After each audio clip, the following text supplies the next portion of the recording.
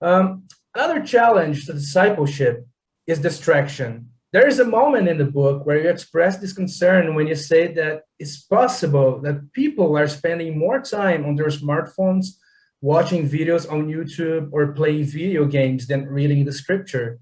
How should pastors cope with the reality, with that reality, in light of the fact that the church itself often overuses technology in their liturgy? Here in Brazil, for example, I've heard of churches that administered baptisms and the Lord's Supper via the internet during the pandemic. Is Mm. that valid? How can we make disciples without losing them to technology?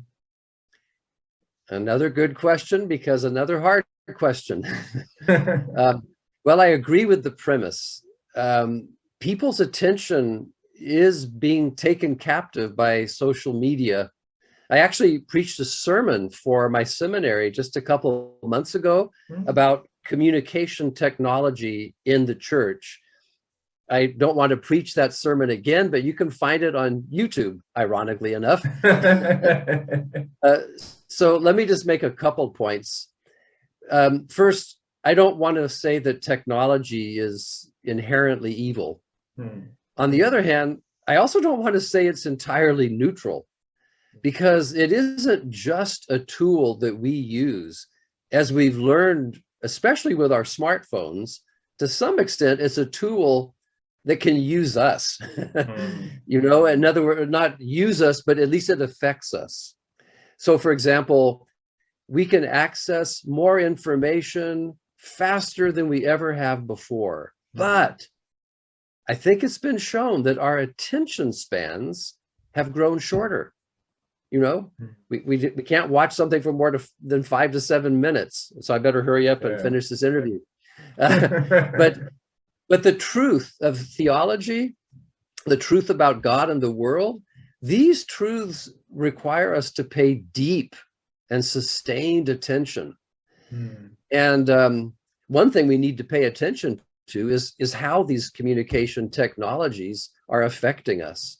I think we need to ask the question in church, are our communication technologies forming better habits in the congregation? Are they making us better disciples or not? But, you know, to be honest, I don't look, or my hope isn't in a new technology. My hope is in the power of what Paul exhorts us to in Ephesians 4. Speak the truth in love. And I'm struck that speaking is some kind of face-to-face interaction. Even if it's via the internet, as we're doing now, there's still a kind of face-to-face, person-to-person interaction. But real speaking, when we actually are face-to-face, it's a way of being with someone else, sharing their space and time. And I think we can speak the truth over the internet. I think it's harder to do it in love. And it's harder to love others, and we don't share the same space and time. But that's how we build one another up in the church, speaking the truth in love. I don't think that text messaging alone will form vibrant Christian communities.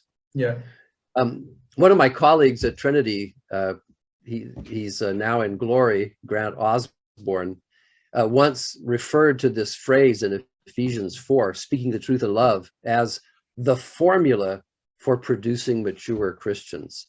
I don't think any technology has ever bested that.